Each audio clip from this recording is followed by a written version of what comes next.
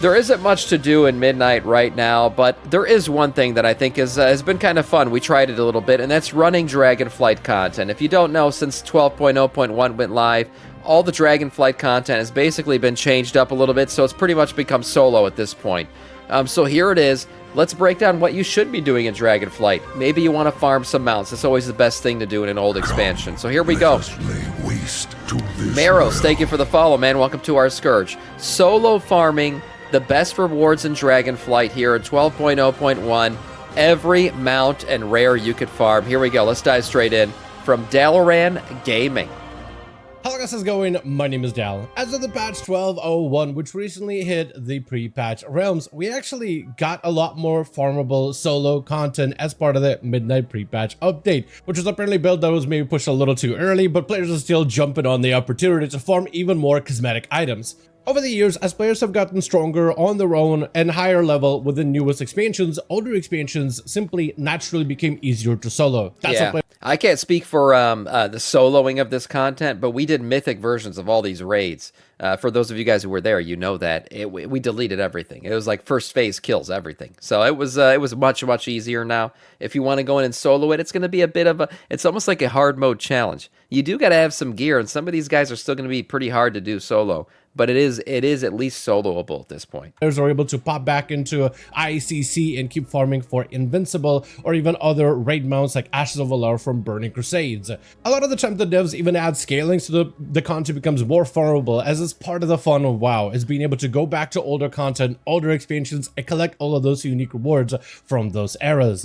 Recently, the Dragonflight expansion has joined one of those farmable expansion content, which is so cool because it's been a long time since I've seen so many people hanging around Thaldraszus in the main capital city of the Dragon Isles. But that also means that the raids and dungeons of this expansion now drop even more items that have... Looking back at this city, honestly, it was all right. I mean, at least it was hyper-focused around the fountain. People used to always hang out there. I don't know how I feel like the last two cities, even Dornegal, it's okay. It's okay. None of these cities have really hit me as like, oh, I'm going to remember this for a long time. You know, they've all been all right. I think Silvermoon's going to be badass. I do. I'm excited for Silvermoon. I think it's going to be a great one. And for sure, probably one of the worst hub cities we've got in recent history is fucking Oribos.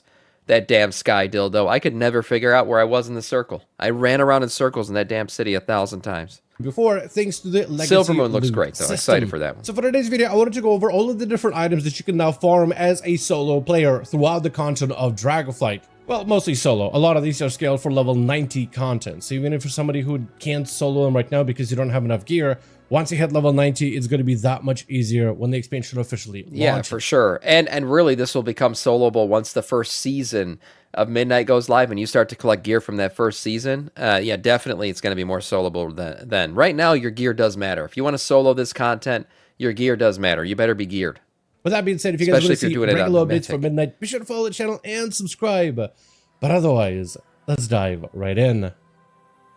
So as for the soloable rewards, I am going to go over them in terms of like content, like separate them by raids, by dungeons, and by all the different activities that are available in Dragonflight, talking about the new soloable stuff that is now available for a lot more players. The first thing though is Dragonflight's mounts, a huge portion of them are not necessarily mounts, they're actually called transformations, but the raids are filled with these unique items to help transform some of your earnable dragon riding mounts. So if you're somebody who is getting confused by like, why am I not getting new mounts? You're not actually getting like a brand new mount. In Dragonflight, you would earn Highland Drake, Renewed Puro Drake, Highborn Velocidrake, Cliffside Drake, Windings of the Drake, and a variety of other different mounts. And when you defeat bosses within certain raids, you would actually get a transformation. Like these mounts are customizable, you can change the different scales, armors, things like that. But if you get a unique customization, man, you I get want a this unique appearance for this mount. And we tried to get it last week. We're gonna try again after reset. I really want this one. This is a nice one. But essentially, you're going to be hunting after the Elementium after you Drake. unlock those mounts baseline. So to earn these mounts, you just need to complete the actual storyline of Dragonflight, like a level up campaign to unlock them. So if you haven't done so already, You may want to do that maybe on like a brand new character that you're looking to play and level within Midnight. Just take them through the entire dragon riding and Dragonflight expansion quest line, and then you should be able to unlock a majority of the mounts you need in order to be able to apply these appearances. But the first raid on our docket will be Vault of the Incarnates, the first raid of Dragonflight, which has a variety of different items, so the best ones are going to come from the final boss of Razageth. Yes. Specifically, the unique appearance of Razageth that you can lock on any difficulty. And look, I got Razageth that I never get to unlock back. Can I just say I don't like it? Is that a crime? I just think Razageth's ugly as fuck. Like, she was an ugly ass proto Drake. She looks like she's been defeathered. I don't know what it is, like a defeathered chicken. You know what I mean? She's got the feathers still around here, but then the rest of her is bare. She's got warts all over. It's an ugly ass fucking Drake. I have it. I never use it. Never will. My Drake's got to look badass. They got to look cool. I can't ride this bitch. Today, which is the Storm Eater appearance. I ain't gonna take one for the team. No way. Dragon that looks just like Razageth, the final boss of that instance. This is where you would get it from. Can be done on any difficulty, so if you just want to do it on the easiest, normal is just fine. I don't think LFR is unlocked until a little bit later, but once LFR is unlocked, once we have a proper NPC to queue LFR, then we should be able to farm this pretty easily on across multiple characters. Generally, the higher the difficulty you do this raid, the more chance you had to actually drop the appearance, but even if you farm it on normal, I feel like that one is probably going to be one of the easiest, especially with the boss Diurna, which is right before Razageth, which takes a little bit of time to solo. Outside of this, of course, you have the... That's right, you got to solo Diurna, you got to get all the eggs and shit. That's an interesting one to solo. Vault of the Incarnate raid sets, which has this like primalist elementals look for every single class out there. Yeah. So with the raid becoming soloable and much easier to obtain, that's an opportunity for you to collect more pieces for heroic gear, for mythic gear, or even the normal version as well. So it's gonna be plenty of mogs for you to collect for a variety of different classes out there. And don't forget, now it's retroactive, so if you it goes down the line. If you get the mythic set, you unlock all the transmog for all the other colorways, for all the other difficulties. That's a new thing that wasn't available any other previous expansion, because that became available during the War Within. So now you get that retroactive transmog, so that's nice. You get the mythic version of the tier set, boom, you get them all. And there's a good chance you'll be coming back to the Vault of the Incarnates, as we'll talk about a vendor later down the line that has some of the items you'll want from that raid instance as well. The next raid that's available now is Aberrus, the Shadow Crucible, and this one, just like before with Razageth, also has a boss that has a unique appearance, the extremely rare item of the Highland Drake embodiment that you can pick up from the final boss on any difficulty, and we took a look at it early, is the Shadow Flame, the Elementium Drake model. It looks absolutely fantastic. I mean, when this thing came out, players thought... Yeah, this and the Owl Boy are, I'm sure he's going to show the Flaming Owl. Those are the two coolest mounts out of Dragonflight. This thing rivaled Gladiator mounts, although those were really unique on their own. Oh, the Gladiator was so good. It's definitely one of the coolest appearances we've ever seen from a dragon, specifically like the armor. It looks very similar to the very first boss of that raid instance also. But also you did notice the Crack Titan gem, which is an evoker only item. So if you did defeat the final boss as an evoker, you have a chance to get this item that begins a quest line that allows you to unlock this unique fist weapon for evokers specifically, which may be transmogable in the future depending on your weapon layout later down the line. But if you're somebody who's really into playing evokers specifically, then I think that quest line is definitely worth doing, because it really dives into a little bit more world building for evokers specifically, and it gives you a bunch of activities that you can do primarily in the open world content, and also I think part of them might be within professions for you to complete in order to be able to get access to an evoker exclusive legendary. Although we also shouldn't forget the raid of Aberrus, because the sets from there do look good. Some are a hit, some are a miss, I will be honest, but like the Warlock set in particular looks absolutely fantastic. Definitely one of the best work the Blizzard has the Warlock set always the set looks like it's straight out of Diablo, in fact. So there's definitely a lot of different armor sets for you to collect as well from that raid specifically. Now the final raid will be Amirdrassil, which actually is filled with so many different rewards for you to collect. When talking about mounts, of course, we have the renewed Proto Drake embodiment of the Blazing from Farak, which I'm pretty sure I actually never unlocked this one. I had the AOTC version, which gives you the Shadow Flame variation, but the Blazing gives you original Firax model before he went all Shadow Flame within the storyline. So it definitely is one of the cooler appearances in general that just looks absolutely brutal. So it's something you could also add to your collections. However, Farak actually has 2 mounts on him. One of them being an actual proper mount, which used to be a dragon riding mount, but it is just a sky riding mount nowadays. It's the Reigns of Amirdrassil, the Flames Guidance. Yeah, that's a cool one. This is going to be a mount that drops from Mythic. And from what I've been able to test and from players that I talked to, Mythic is very, very difficult to solo right now. Maybe once we get to level 90 in Midnight, or possibly, I guess... Not even just level 90. I mean, you're going to get Apex talents with level 90 too, so that's going to empower you. And then, like I said, if you just wait till the first season, you'll blast through this shit.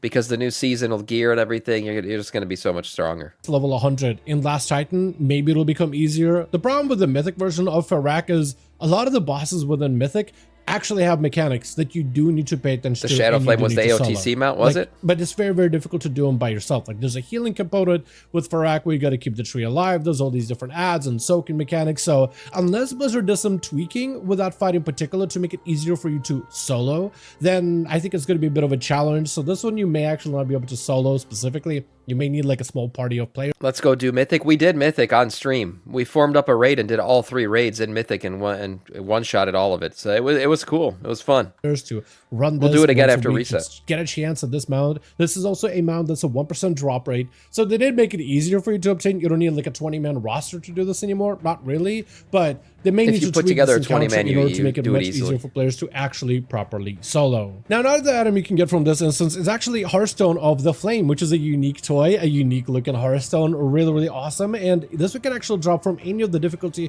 from the boss Laredar, which is just in one of the wings of Amirdrassil. So you have to defeat the first boss, you have to defeat the second, and then go to the Flame wing rather than the Dream wing. Kill all the Flame bosses like the Snake boss, and then I'm pretty sure Laredar's right after him. And afterwards, potentially, you could get yourself another Hearthstone. Actually, completely forgot, I do have the Hearthstone, actually. So it has this, like, fire animation that it displays all over your character. It looks fairly good, but there's also some little they move in and then they explode. Hearthstone. Like, if you keep binding it to an ability, you can actually move while casting it. And you can create this, like, moving flames animation around your character. Just a fun little tidbit that players have discovered when playing the game over time. And you can kind of just, like, make these fire effects if you wanna, but just a unique thing that the Hearthstone can do specifically. Now, the next piece of content that's not worth farming is Dawn of the Infinite. It's a mega dungeon, so it's going to have a lot of bosses. It does take a little bit of time to actually complete, but the bosses themselves are fairly solvable, and it's definitely worth doing on Mythic if you haven't collected some of them. I did this shit on stream, Deathless Run, when it was relevant. That's right, Big Dick Run. Got the whole Infinite Dragonflight set. Badass. The rewards. What's unique about Dawn of the Infinite is that it actually has almost, it feels like an infinity amount of rewards, potentially. I take that shit. After you get through the entire instance, which is going to take you a little bit of time, maybe Riddercon, if you're not super geared, may give you a little bit of trouble because he was a little bit of a boss that a DPS check. Was a bit DPS sensitive. Like if you have 0 gear, you may struggle. So having a somewhat of a geared character is going to help. But if you defeat Chrono Lord Dios at the end on Mythic, there's actually a number of different rewards you can get for him. One of it being Reigns of the... This one can become another... This is a cool one. Shit, I forgot. Maybe we should do this today. I forgot. Can't this thing turn into Invincible? Correct me if I'm wrong. Quantum Courser, Maybe he's which is say not it right really now. a mount by itself. In fact, it's actually like almost like a mount token that when you obtain it and you use it, it actually becomes one of the rare mounts that you haven't added to your collections yet. So when I say mounts from rare mounts from previous expansions, it can actually be a number of different things, such as the Reigns of the Infinite Time Reaver, Midnight's Eternal Reigns, Cartel Master's Gear Glider, and even various dungeon boss mounts like the Swift Zulian Panther. He didn't so say there's a large number Maybe of I'm mounts wrong. that are actually on this list for this one. Oh wait, you got the list here. Death Charger's Reigns, Raven Lord Reigns, the Raven Lord Swift, White Hawk Strider, a bunch of Hawk Striders, Blue Pluto Drake Reigns, North Winds Reigns, Vitreous, okay, Zulian Panther Swift, Zulian Panther Reigns, Time Reaver Reigns, Infinite Time Reaver. So I'm maybe not invincible. Maybe I was wrong. Yeah, maybe I was wrong. But okay, so it can become a lot of different things. Ice Crown isn't one. Okay, it's dungeon mounts only. All right. I think maybe I was thinking of the mount event. Do you remember that one when that kicked off and you could have looted Invincible from something else? Yeah. Specifically, right. So still really going cool. after Chrono Lord Dios and Dawn of the Infinite is just really worth because it's just an extra opportunity for you to get some of those mounts He doesn't if you're pay farming attention. past expansion mounts as you are. On top of it, when you do finish the Dawn of the Infinite for the final boss, you also have a chance to get quantum tokens. These are, like the mount, tokens that can transform into a random piece of transmog that you haven't collected. They'll be for specific slots, like possibly a weapon slot or an armor slot, and it's just a random item for you just to add to your collection. See, if you're somebody who is like big into collectathons, mounts, and transmog, I think adding Dawn of the Infinite into your weekly runs on alts may not be the worst idea. It is a dungeon that takes a little bit of time, so I'm wondering if they'll add a skip for it maybe later down the line for players just to farm it, which I think would be awesome. But if you're someone who has a lot of free time and want to get some potential mogs and mounts, Dawn of the Infinite is also on the docket. Cool. Now, another set of rewards that's now a lot easier to obtain is from an Otuk trader over in Iskara, which is located all the way in like the bottom left part of the map of Azurespan, which is the most southern zone of the Dragon Isles. When talking to the vendor, they sell 2 unique mounts that are not purchasable for gold otters or some weird currency. They're actually traded for items that you can get within dungeons or raids. So these are going to be like a trader item that you can pick up. First one being the Ivory Trader's Otuk, which has this like silver and... Bro, I can't believe they added all this customization in for Tuskarr. They gave him mounts. They gave him mount animations and everything, and then they said, fuck you, we're not making them playable. It's like they put in all the work. They're like literally just a button. All they got to do is click activate on these guys, and they're like, no, double birds to the player base. We're going to give you Haranir because Tuskarr have been requested for a long time, and you're not allowed to have them. A bit of gray, dark fur pattern. Freaking it has hilarious. These little leg band, like paw bands or something. There's a bunch of fish in the back, so it's just an extra Otuk mount. Might still happen last time. Maybe if we go back So when we go back to Ivory North one, you will however need 3 rings from 3 specific dungeons: a Thunderous Downburst ring, an Unstable Arcane Loop, as well as Platinum Star Band. Sam, shut up! You don't even play with alts. I don't. That's true. And my Death Knight, my Blood DK Samiccus will always remain a human. That's just what he is, okay? Yeah, it's the best race in the game. Call me racist, that's fine. But the rest of the players, I speak for the people as a man of the people. And I know people have wanted Tuskarr. People have wanted Ethereals. People have wanted Ogres. You know, these are races that have been called for a long time. Did anybody ask for Haranir? No, they didn't fucking exist a year ago, so no. This rings drops from Nokud Offensive Dungeon from the Raging Tempest, which is the Thunderous Downburst ring. The other comes from the first boss, Laymore from Azure Vault, and that's the Unstable Arcane Loop. And the last one is going to be from Algathar Academy, which is actually going to be a dungeon that will be running as Season 1 for Midnight, and that is the Platinum Star Band, from one of the first few bosses that you can open up from the dungeon, that is even Veximus. Naga, yeah. So True. with these bosses being pretty easy to reach, you can just set the dungeon on like normal difficulty and then keep resetting it until you eventually get the ring. Now the other mount is the Iskara Trader's Otuk. So this one has a bit of like a darker cool. fur pattern. So this one is a little cool bit lighter. otters. The Ivory one and the Trader's is a little bit darker, but they look very, very similar. This one you actually get by collecting neck pieces. Don't you get a flying otter for getting like the 1,000 mount achievement? Isn't that what you get right now? Or did they change it? I forgot. It was an otter, but everyone was like, wow, it looks like a plain otter. And then they made it like a magical flying otter, I think, to try to appease the player base. Yeah, you have that one. 500, that's what it is, a 500 mount achievement, yep. The raid of Vault of the Incarnates instead, the Terror's Captive Core, and the Eye of Vengeful Hurricane. The bosses that drop these items are going to come from Vault of the Incarnates, and this one you could also do on like normal, heroic, whatever difficulty you want to. One of them being the second boss after yes. Aeronog. You get to open up basically the left wing and the right wing of the raid itself. I'm pretty sure heading to the right side of the wing, you should be able to reach Terror's pretty easily, and that's where you'll get Terror's Captive Core. The boss should be fairly easily soloable. He's an easy one, probably to solo for sure. Bit of gear. So the other boss is actually going to be a little later down the line, and that is Dathia. She won't be as easy to reach, and I'm pretty sure, unless I'm misremembering correctly, you have to defeat the Primal Council first. Dathia, that's right. Mute that bitch before you go into that fight. Oh my god, she got the most annoying voice lines, probably of any boss ever. Oh shit, she just doesn't, she's like an annoying little tick in your ear. I don't know what it is about her voiceover. I hate talking shit about the person who voiced her, but my god. And the stuff it's just annoying.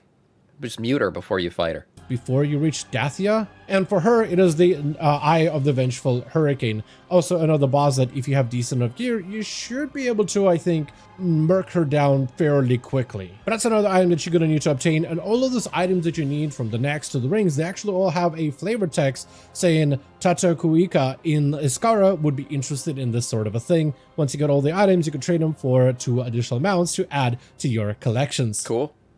But with that being said, as always, I do want to thank all of you guys so much for watching, and hope you guys did enjoy this update. If you did enjoy it or found it informative, go ahead and give this video a like, as I would very much appreciate it. Be sure to join our Discord community if you want to keep up with everything regarding Midnight. Let me know your thoughts in the comment section down below, and as always, I'll see all of you guys in our next one.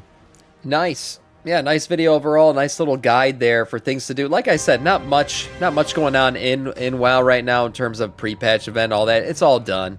So the best thing to do right now is go back and do old shit. And yeah, Dragonflight stuff, going back and running that, all of it's finally soloable now. So that's been a fun thing to do for sure. We'll get back into that after reset. We cleared them all already. We'll do it again. Nice video overall from Dalaran.